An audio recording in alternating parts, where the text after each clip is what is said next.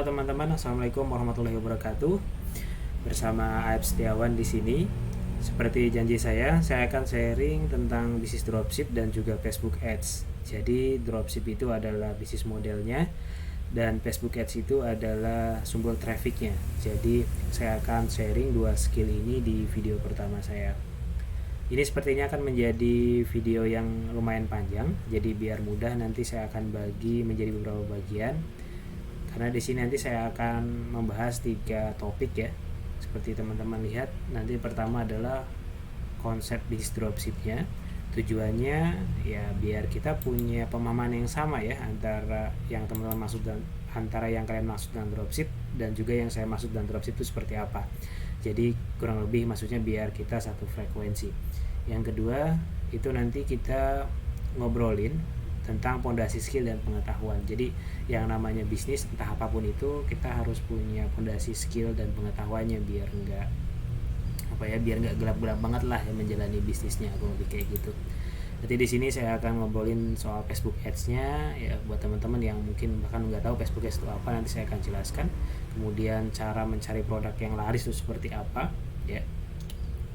Yang terakhir itu belajar juga mencatat dan menghitung ya, karena bisnis itu soal finance ya. Bahasa bisnis itu adalah bahasa finance, dan finance itu ya soal nggak jauh-jauh dari angka, nggak jauh-jauh dari hitungan, mengukur dan sebagainya. Yang terakhir nanti adalah roadmap berlatih. Jadi maksudnya berlatih itulah teman-teman benar-benar memulai kayak gitu. Jadi nggak cuma mengkonsumsi konten ini sampai habis kayak gitu ya, karena bikin konten semacam ini saya yakin banyak sekali di luar sana, dan saya yakin Anda juga sudah menonton dan tahu dropship bisa jadi sudah lama, cuman bisa jadi sampai sekarang belum praktek karena ya entah bingung atau entah seperti apa. Jadi di sini saya akan bantu teman-teman biar nggak bingung mulainya dari mana, step by stepnya seperti apa sih, roadmapnya kurang lebih kayak gitu. Oke, kita mulai dari yang pertama dulu ya teman-teman, tentang konsep bisnis dropship ya. Konsepnya sebenarnya sederhana ya. Pertama, di sini ada 4 pihak yang terlibat ya. Yang pertama itu Anda itu sebagai seller, sebagai penjual. Kemudian yang kedua itu adalah supplier. Supplier ini adalah orang yang menyuplai barang untuk Anda. Ada suara motor nih, coba. Yang tadi itu ada ekspedisi. Ekspedisi itu maksudnya perusahaan jasa pengiriman ya, kayak JNE, Si Cepat, JNT, saya yakin Anda tahu lah soal itu. Yang terakhir adalah buyer atau pembeli Anda. Cara kerjanya kurang lebih sederhana, yaitu Anda mempromosikan produk kepada buyer ya. Misal Anda jual sepatu nih, si buyer ini beli gitu, Mas, oke Mas, saya beli sepatu gitu, harganya katakan saja misal Rp250.000. Terus Anda bilang ke supplier ya, Mas, ini tolong kirimkan barang, ini nama dan alamatnya. Kemudian si supplier ini mengirimkan barang atau mengemas barang yang sudah Anda pesan ya, untuk dikirimkan ke alamat buyer atau pembeli Anda.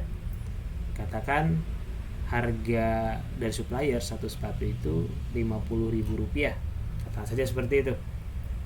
Kemudian Anda transfer lah ke supplier Rp50.000. Kemudian setelah Anda transfer, si supplier ini ya menghubungi ekspedisi atau memberikannya kepada ekspedisi agar barang ini diantar ke buyer atas nama Anda.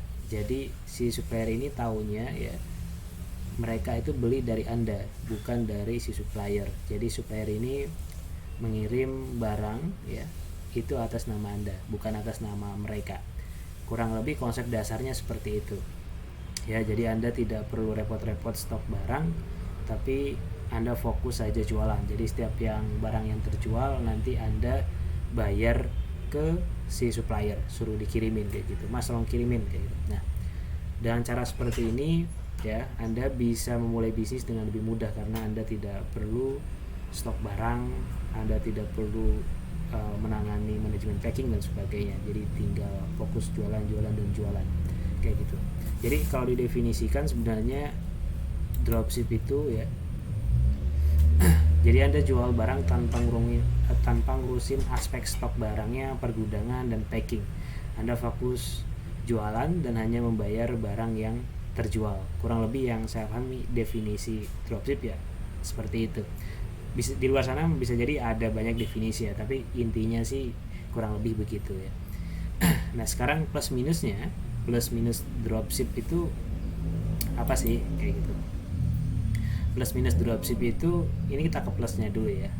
Anda tidak perlu stok barang gitu.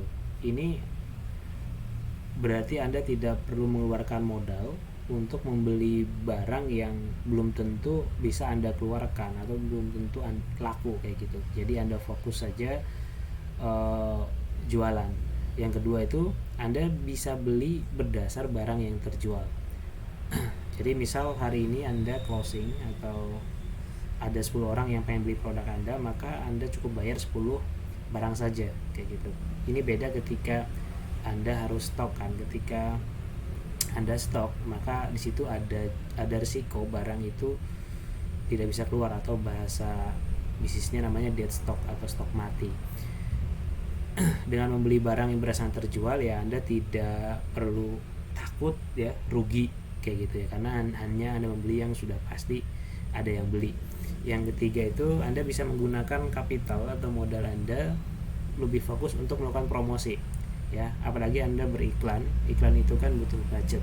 Jadi ketika Anda punya duit ya, duitnya itu lebih difokuskan untuk menjalankan iklan kayak gitu. Anda tidak perlu menggunakannya untuk mengambil stok ya, sehingga dengan budget iklan yang lebih besar Anda bisa menjual barang lebih banyak.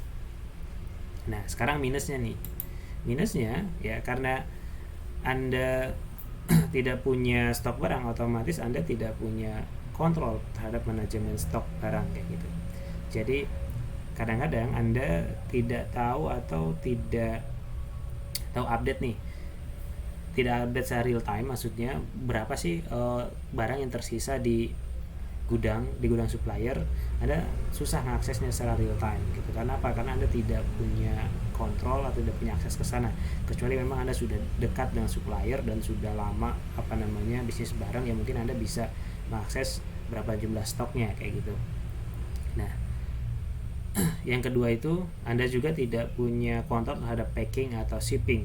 Jadi kadang-kadang ya ada supplier itu yang mengirimkan barangnya mengikuti aturan mereka kayak gitu. Misal Anda tuh pengennya kirim hari ini ya hari ini juga dikirim kayak gitu, tapi supplier Anda punya aturan ya pesan sekarang dikirimnya besok kayak gitu ya. Kalau mereka punya aturan seperti itu ya Anda bisa apa ya, itulah salah satu minusnya.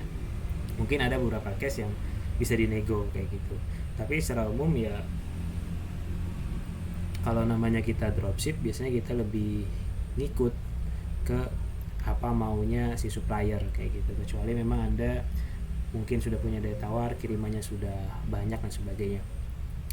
Tapi menurut saya dan cara seperti ini sebenarnya ini bukan suatu masalah atau isu yang penting banget ya. Jadi karena teman-teman baru mulai atau pengen mulai, dropshipping ini menjadi pilihan model bisnis yang sederhana kayak gitu. Sederhana itu maksudnya tidak sampai mudah sih, tapi maksudnya sederhana untuk mulai.